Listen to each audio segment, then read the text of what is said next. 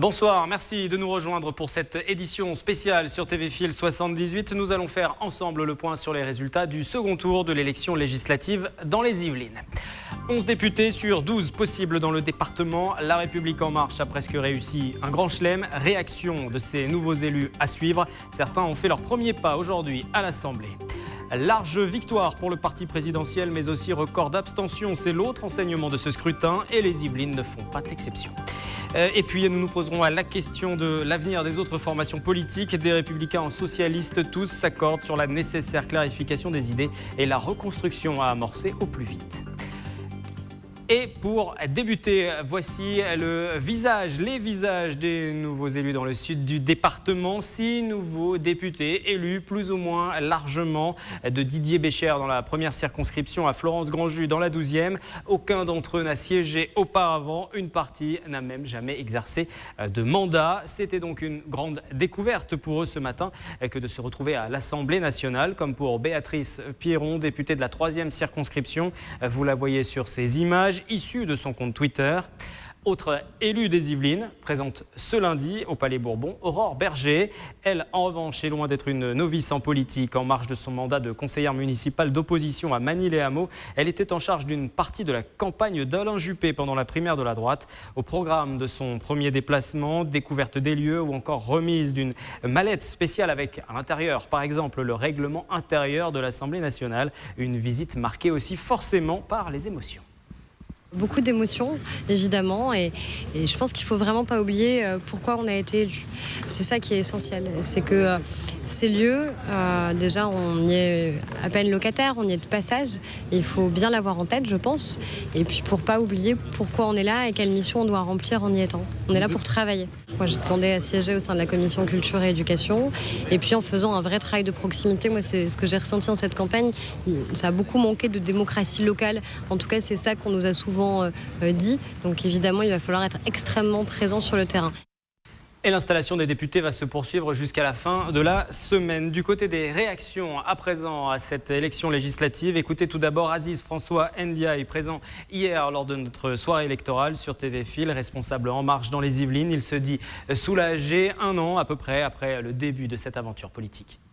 Plutôt soulagé que les choses se passent bien, parce qu'il y a quelques semaines, quelques mois, qui l'eût cru.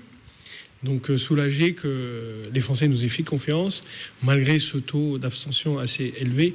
Je pense que c'est aussi la confirmation que le projet que nous portons, le projet que nous avons co-construit avec les Français, est un projet qui finalement rassure les Français et qui veulent le voir au moins essayer pour les 5 ans qui viennent. Et s'il est une formation qui profite de cet élan En Marche, c'est bien son allié, le MoDem. Le président du MoDem dans les Yvelines s'impose d'ailleurs dans la 9e circonscription. Écoutez-le au micro de Haussmann van der Dey. Je pense qu'on a fait une très très bonne campagne et je veux surtout féliciter les marcheuses et les marcheurs parce qu'ils ont été d'une aide incroyable. C'était une véritable armée, ils ont été partout.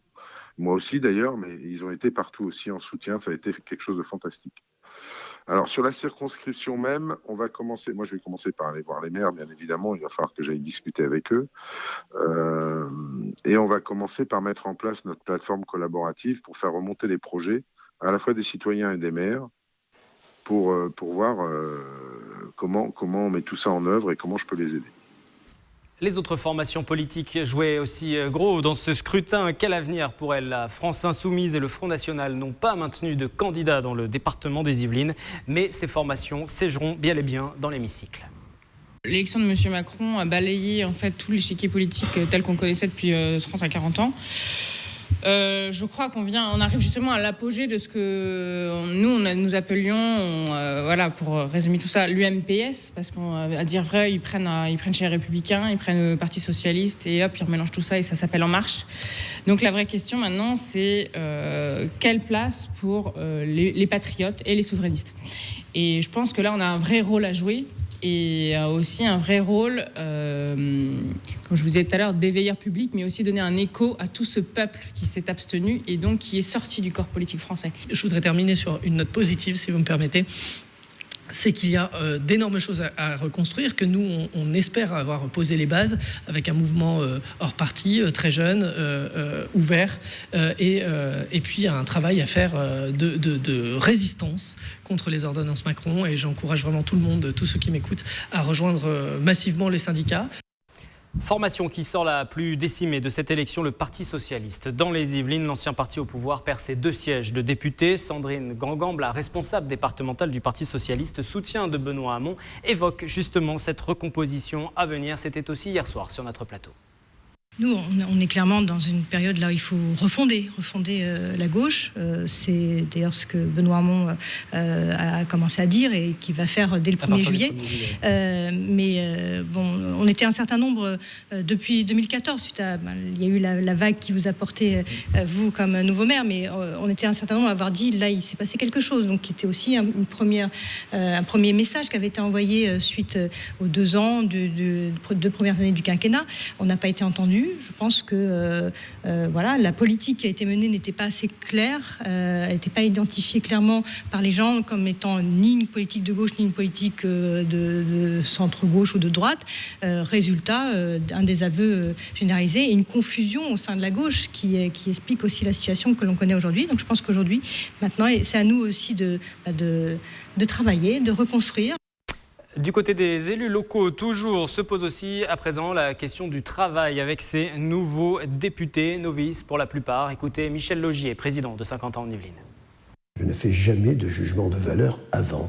Je le fais après, lorsque on est dans de la pratique. C'est pour ça que j'attends là aussi le nouveau président, lorsque enfin il va présider, et le nouveau gouvernement, quand enfin il va gouverner, de voir exactement quelles sont les mesures qui seront prises. Aujourd'hui, nous ne sommes que dans des promesses, dans des photos de magazines, mais on n'est pas encore dans le travail effectif. Donc, attendons et jugeons. Mais en tout cas, on a besoin de parlementaires. On a besoin de parlementaires qui, non pas soient présents sur le terrain, mais qui comprennent le terrain. C'est tout à fait différent. Donc, moi, j'ai besoin de parlementaires qui comprennent le terrain. Et c'est vrai que ceux qui, aujourd'hui, vont nous représenter, pour une grande partie, n'ont aucune expérience locale. Enfin, notez les réactions de Pierre Bédier, président des Yvelines, de Valérie Pécresse, la présidente de la région de l'Île-de-France, tous 2 républicains. Pour le premier, la France a changé, la société a changé. Seuls les partis politiques sont restés figés sur des idéologies et des pratiques dépassées. Et puis, pour la seconde, elle estimait dès hier soir que la droite avait raté son rendez-vous avec les Français lors des élections législatives. Elle appelle à reconstruire la droite et le centre. L'autre enseignement de ce scrutin, c'est la très forte abstention. Et vous voyez ces chiffres pour le département, mais aussi au niveau national. Ce sont des records depuis 1958. Et il conviendrait aussi de noter que cette forte hausse de l'abstention se double d'un bond spectaculaire du nombre de bulletins blancs et de bulletins nuls. Comment expliquer cette situation? Écoutez 2 analyses de politologues. Tout d'abord Stéphane Manson de l'Université de Versailles-Saint-Quentin, puis de Céline Braconnier de Sciences Po à Saint-Germain.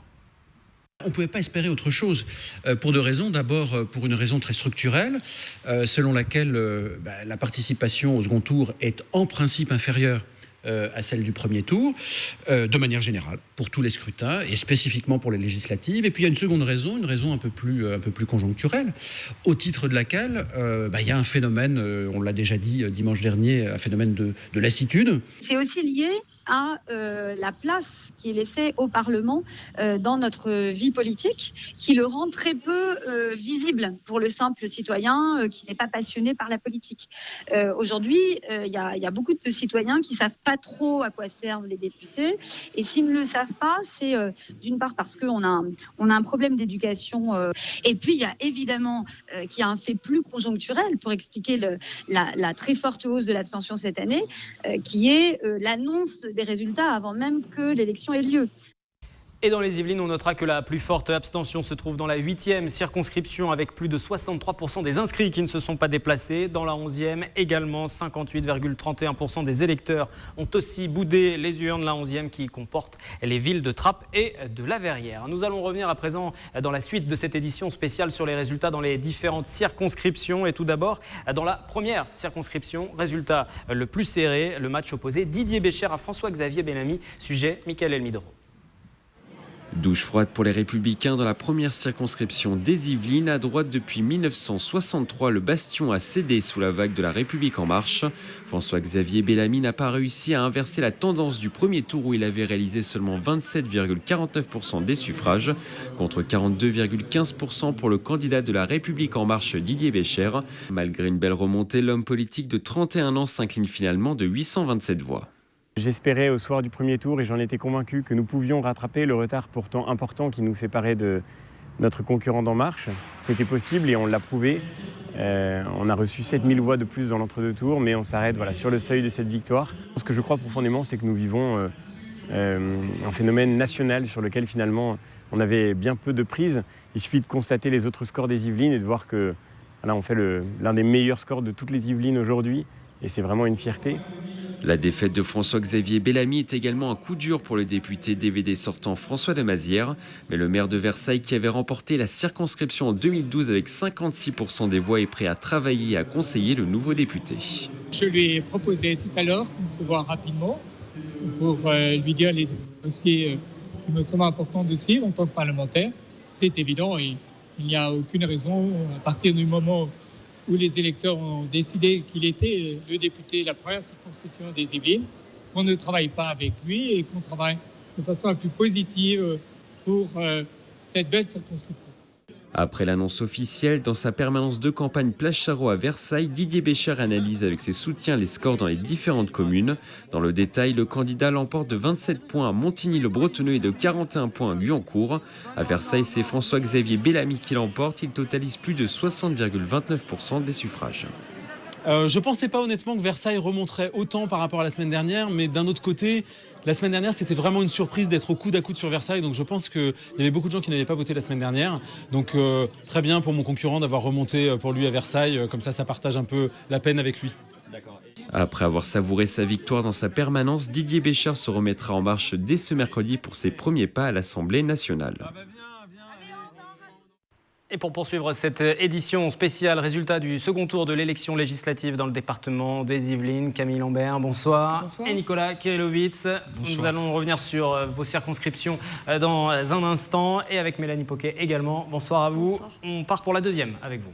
Alors cette circonscription, elle bascule elle aussi. C'était pourtant un territoire détenu par la droite depuis 1988. Alors le candidat REM et nouveau député se nomme Jean-Noël Barrot, un ingénieur-chercheur de 34 ans.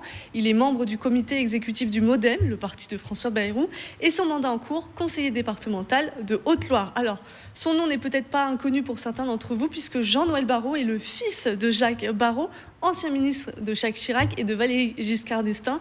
Et la députation est de famille Wilfried, parce que son grand-père a aussi siégé au Palais Bourbon.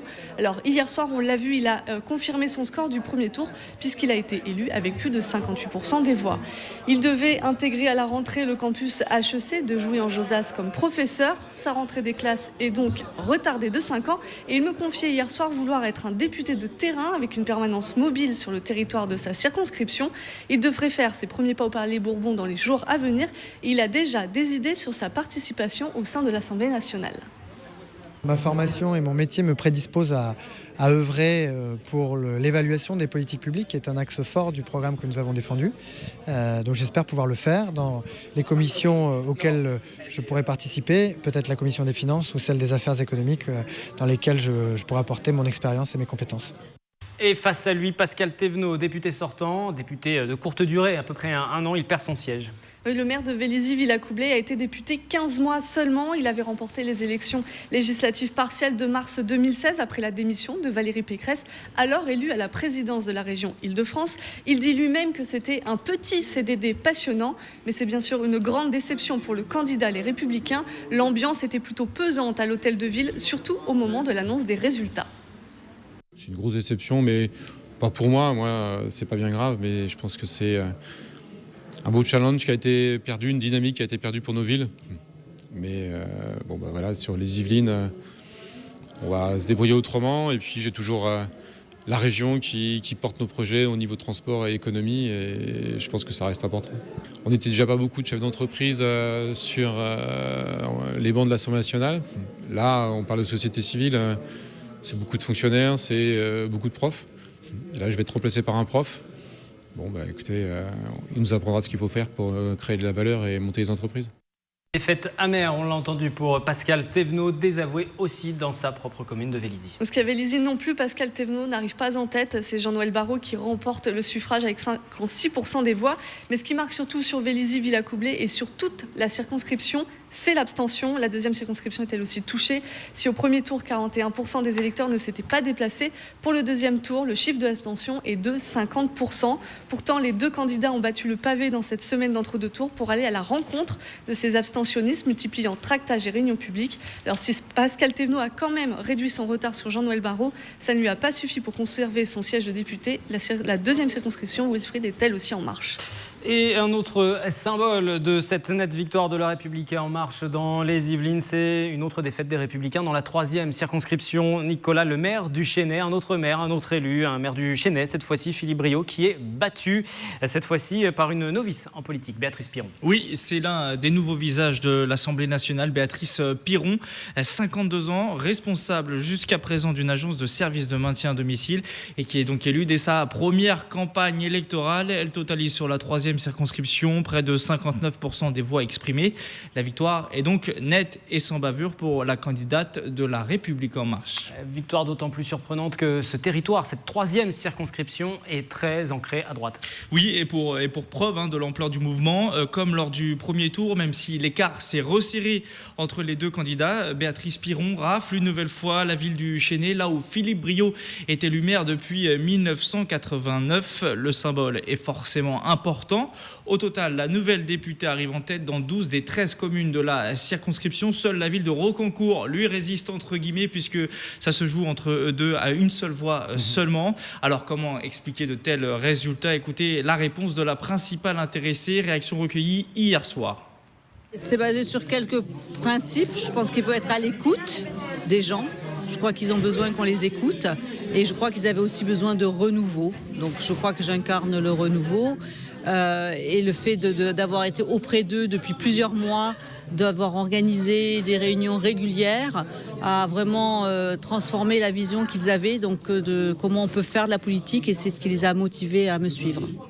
Et hier, ils étaient du coup un peu plus de 22 000 à se pencher sur Béatrice Piron, à la suivre dans les urnes. Si on se penche justement sur le nombre de voix, entre les deux tours, la candidate élue recueille 500 voix supplémentaires. Philippe Briot, lui, signe qu'il résiste quand même, gagne près de 4 000 voix entre le premier et le second tour. Mais évidemment, vous le savez, ça reste insuffisant pour devenir député.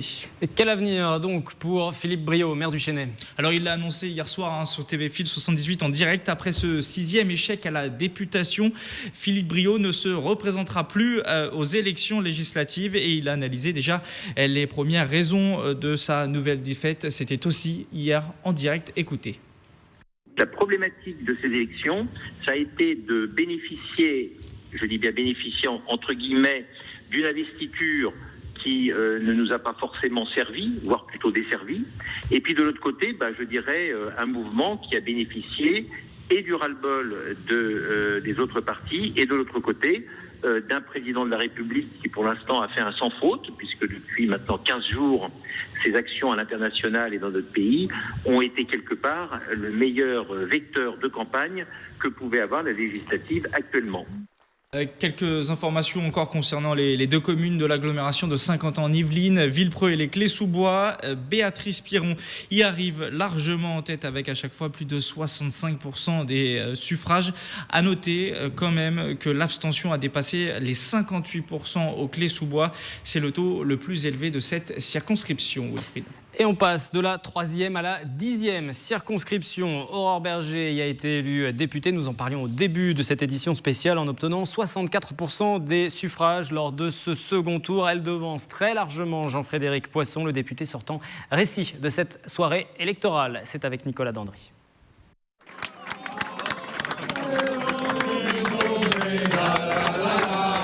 Les résultats définitifs sont tombés. Sans surprise, Aurore Berger est élue députée. Une victoire fêtée au QG improvisé à Smart City Campus. Des photos pour immortaliser cette soirée. La République En Marche vient de conquérir la 10e circonscription, ancrée à droite depuis 1988, excepté entre 2010 et 2012 avec la députation de Annie Pourcinoff, représentante Europe Écologie Les Verts. Moi, je serai loyale au président de la République parce que c'est grâce à lui aussi, évidemment, que je suis élue ce soir et je serai libre. Libre, évidemment, de continuer à proposer, à innover, à permettre que la loi soit plus efficace, soit plus juste, soit plus lisible, parce que c'est ça que les gens nous ont demandé. Moi, ce que j'ai entendu dans cette campagne, c'est des électeurs qui nous ont dit « c'est le mandat de la dernière chance. On veut bien vous faire confiance cette fois-ci, mais vous ratez pas ». Dans les Yvelines, La République En Marche réalise son meilleur score dans cette circonscription en obtenant 64% des suffrages. Une satisfaction pour les militants du territoire. Ils vont poursuivre leur marche pour accompagner le travail de leurs parlementaires. On va faire comme Aurore, on va continuer. Oui, continuer. On va continuer de marcher parce que c'est pas fini. On se repose quand même la semaine. Qu'est-ce que vous allez faire pour soutenir Aurore ? On va se réunir. On va réfléchir, elle va nous donner des thèmes, on va réfléchir sur les thèmes pour lui apporter des réflexions, qu'elle puisse défendre les projets au niveau de l'Assemblée nationale. Ça représente un esprit nouveau, ça représente un nouveau souffle, surtout sur une circo qui était quand même un peu une baronnie. Ça fait du bien, un esprit vrai, quelqu'un de jeune, de constructif, de collaboratif, un super esprit quoi. Autre ambiance du côté de la salle Patenôtre lors de l'annonce des résultats définitifs sur Rambouillet. Jean-Frédéric Poisson recueille près de 38% dans cette commune. Sur l'ensemble de la circonscription, il gagne 5000 voix par rapport au premier tour, mais c'est insuffisant pour rattraper son retard. Accompagné de ses soutiens, le candidat du Parti chrétien-démocrate a félicité son adversaire. Il va poursuivre son combat politique sur Rambouillet avec un regard attentif sur les activités du Parlement. Je pense que la démocratie que nous avons connue jusqu'ici, avec ses défauts, mais aussi beaucoup de qualités, n'a pas grand-chose à voir avec celle qui s'annonce. Et elle méritera, celle qui s'annonce, toute la vigilance de personnes comme nous ou comme moi, qui connaissent bien les institutions, qui sont attentives à ce que les libertés à la fois du Parlement et des citoyens soient respectées. Nous verrons comment cela tournera, mais je serai en tout cas vigilant sur tout ce qui va se passer dans les mois qui viennent. Comme au niveau national, ce scrutin reste entaché par une forte abstention, 51% dans la 10e circonscription. Sur Coignières et Maurepas, ce taux dépasse même les 55%. À noter aussi le niveau élevé de bulletins blancs et nuls, près de 3% des inscrits. La République En Marche a remporté 11 des 12 sièges du département. Elle s'est imposée aussi dans la 11e circonscription face à Jean-Michel Fourgousse, le maire républicain d'Elancourt. La candidate République En Marche, Nadia Hay, s'impose avec presque 53% des voix. Elle l'emporte dans toutes les communes de cette circonscription, sauf à Elancourt, ville dont Jean-Michel Fourgousse est le maire. Stéphane Servan-Véronique de la Maisonneuve pour ce sujet. Il est un peu plus de 21h quand Jean-Michel Fourgousse, le candidat Les Républicains, vient annoncer sa défaite dans la 11e circonscription des Yvelines. Sa seule satisfaction, être en tête dans sa ville d'Elancourt. C'est vrai qu'il y a toujours une petite déception, mais je dirais qu'il y a un tel tsunami national que... écoutez, je suis content de voir que ma ville n'a pas pris l'eau, entre guillemets, n'a pas été touchée par le tsunami. Bon, c'est là où je travaille le plus quand même. Les résultats sont partiels, mais il sait déjà qu'il ne remportera pas ce siège de député que lui a ravi Benoît Hamon il y a 5 ans. Jean-Michel Fourgousse adresse alors un salut républicain à la gagnante qu'il va croiser plus tôt que prévu.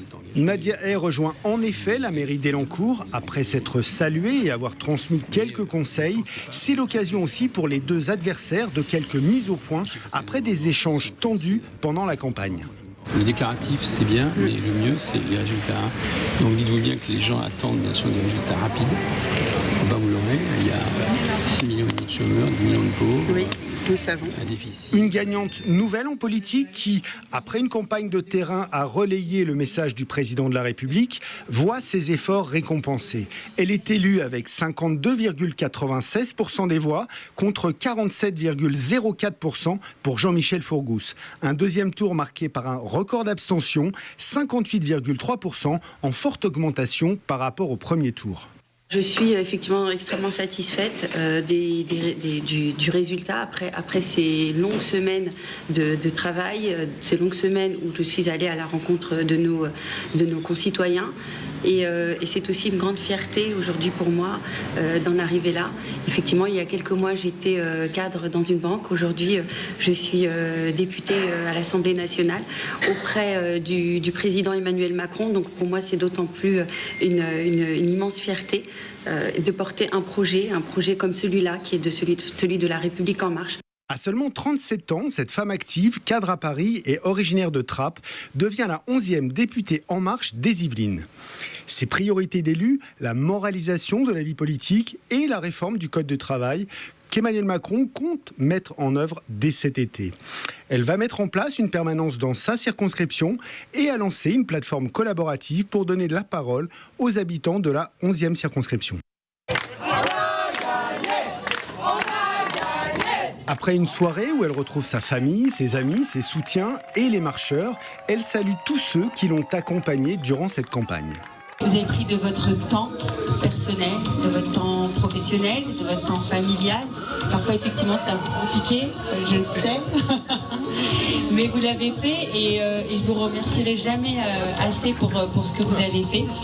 Et oui, nous l'avons fait. Nous avons battu Benoît Hamon, nous avons battu Jean-Michel Fourgou. Elle sait qu'elle va devoir s'installer vite pour travailler dans ses bureaux de l'Assemblée. Elle y partira d'ailleurs pour une visite dès demain matin, avant une session de formation pour les nouveaux arrivants et la journée d'ouverture de la prochaine législature avec l'ensemble des députés prévue le 27 juin. Nous poursuivons ce tour des résultats dans les différentes circonscriptions. Dans la 12e également, La République En Marche est arrivée en tête. Florence Grandjus, élue députée, elle rafle le siège aux Républicains. David Douillet, Camille. Et oui, on va le voir sur cette infographie, 56,63% des suffrages exprimés en faveur de Florence Grandjus, 43,37% pour l'ancien député sortant David Douillet. Alors c'est une expression qui a été reprise plusieurs fois, mais on peut le dire, il a été mis au tapis.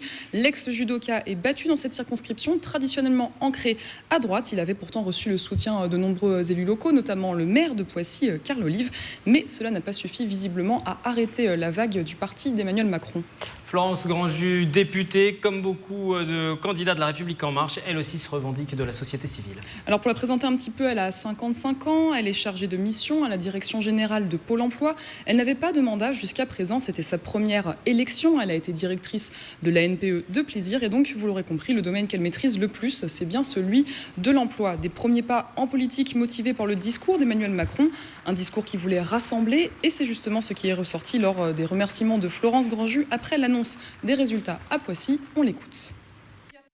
J'ai à cœur de travailler avec toutes les citoyennes, avec tous les citoyens, avec l'ensemble des acteurs locaux, des acteurs économiques, mais également des élus. Je pense qu'on ne peut faire un bon travail que lorsque tous ensemble, on œuvre dans la même direction.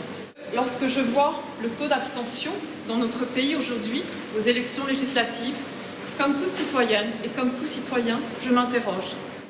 Et l'abstention, là aussi, a été élevée. Une fois de plus, un électeur sur deux ne s'est pas déplacé. Et oui, seulement 45,68% de votants pour ce deuxième tour. C'est 7 points de moins qu'au premier. Plus de 52% des inscrits s'étaient mobilisés dimanche dernier.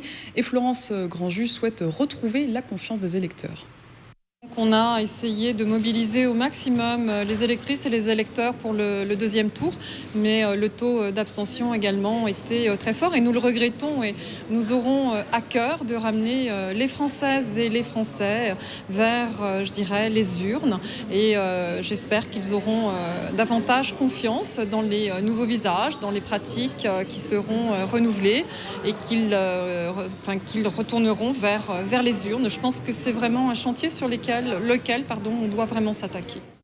Et ce matin, la candidate élue s'est rendue à la direction générale de Pôle emploi pour demander à quitter son poste et pouvoir se consacrer pleinement à ses nouvelles fonctions de députée. Député des Yvelines, député de la 12e, mais du côté des Républicains, David Douillet, lui, n'a pas souhaité prendre la parole. Tout à fait. Alors déjà, hier soir, il n'était pas présent à Poissy pour l'annonce des résultats. Nous avons contacté ce matin sa suppléante qui a indiqué que ni David Douillet ni elle ne souhaitaient s'exprimer pour reprendre ses mots. L'élection est terminée. Maintenant, il faut passer à autre chose. Alors, ce qu'on sait quand même, c'est que David Douillet a reconnu très vite dans la soirée sa défaite, même un peu avant l'annonce des résultats officiels. Il a échangé avec Florence Grandjus et sur sa page Facebook, il a publié un message à l'attention de la nouvelle députée et de ses soutiens.